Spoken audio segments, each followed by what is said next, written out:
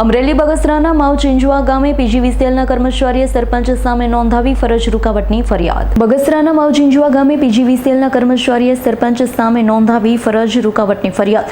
બગસરા તાલુકાના માવ ચિંજવા ગામે વીજ ચેકિંગ દરમિયાન થયેલ રકઝકને લઈ સરપંચ સામે નોંધાયેલી પોલીસ ફરિયાદ। માવ ચિંજવા ગામે સરપંચ મુનાભાઈ ઉર્ફે મહેશભાઈ સાબડિયા સામે ફરિયાદ નોંધાતા ચકચાર મચી ગઈ છે। કુકાવાવ પીજીવીસીએલના નાયબ ઇજનેર દિગેશ દેસાઈ ફરજમાં રૂકાવટની ફરિયાદ નોંધાવી છે। ગત તારીખ 11 સપ્ટેમ્બરે પીજીવીસીએલના અધિકારીઓને ધમકી આપી ટાંગા બાંગા ધોવાઈ જવાની ધમકી આપી હતી। પીજીવીસીએલના અધિકારીઓને ધમકી આપી ગામમાંથી કાઢી મૂકવામાં આવતા ફરિયાદ નોંધાવી છે। માવ ચિંજવા ગામે સરપંચે જણાવ્યું હતું કે 3 વર્ષનું પેન્ડિંગ અરજીઓ અંગે પીજીવીસીએલ ધ્યાન નહીં આપતું હોવાનું સરપંચનું નિવેદન।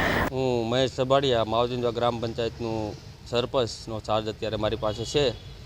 મારે ગામમાં કાલે સવારે માની લો ને કે 5:30-6 વાગે એ લોકો ચેકિંગ કરવા માટે આવ્યા હતા, પણ 3 વર્ષની પેન્ડિંગ અરજીઓ મારી અહીંયા છે, મારી પાસે એના પ્રૂફ છે।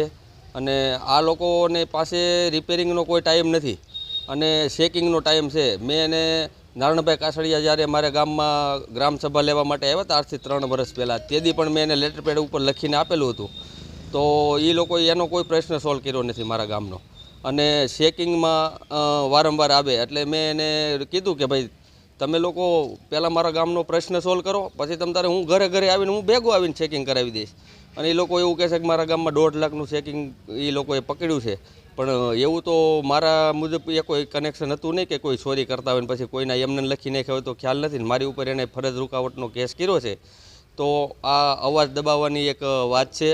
હા, અમે કંઈ ગુનો કર્યો હોય એને કે કંઈ ગાળ્યું બોલ્યા હોય, કોઈને માર્યા હોય, હા મેં એને કીધું હતું મારા ગામનું સંગઠન જ એવું છે કે કદાચ હું એક મેસેજ નાખું તો આખું ગામ ભેગું થઈ જાય, અમારા એક અવાજ ઉપર ગામ હાલે છે। તો અમે એવું કંઈ ઈચ્છતા નથી કે આ લોકોને કોઈને દબાવી, પણ નહીં, પહેલાં અમારા પ્રશ્ન સોલ્વ કરો, પછી તમે તારા ઘરે ઘરે આવીને અમને કહેજો, અમે ભેગા આવીને તમને ચેકિંગ કરાવશું જો મારા ગામમાં ચોરી થતી હોય તો।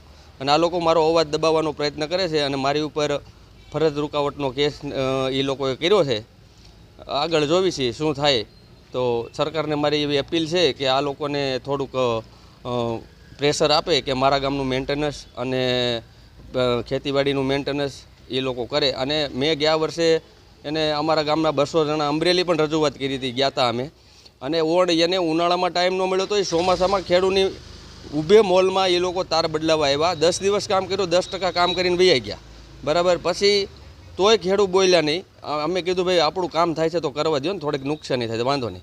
હવે પાછો 10 દિવસ પહેલાં ફોન આવ્યો મને કે અમે મેન્ટેનન્સ કરવા આવી। મેં કીધું સાહેબ અત્યારે ગળે જ્યોતિર્ગામમાં અમે ફોન કરવીને તો 5-5 કલાક પાવર બંધ રહેશે, અને જ્યોતિર્ગામમાં અમે એને ફોન કરી હમણાં ગાડી આવે છે, તો 24 કલાક સરકારે જ્યોતિર્ગામમાં પાવર આપવાનું આ લોકોને કીધેલું છે અને ઓર્ડર જ છે, પણ 5-5 કલાક રાત્રે પાવર બંધ રહેશે। આ લોકો હાવ બેદરકારી વાપરે છે કુકાવાવ પીજીવીસીએલ। અશોક મણવરનો રિપોર્ટ, S9 ન્યૂઝ, અમરેલી। અમારી તમામ માહિતીથી અપડેટ રહેવા માટે જોડાયેલા રહો S9 ન્યૂઝ સાથે।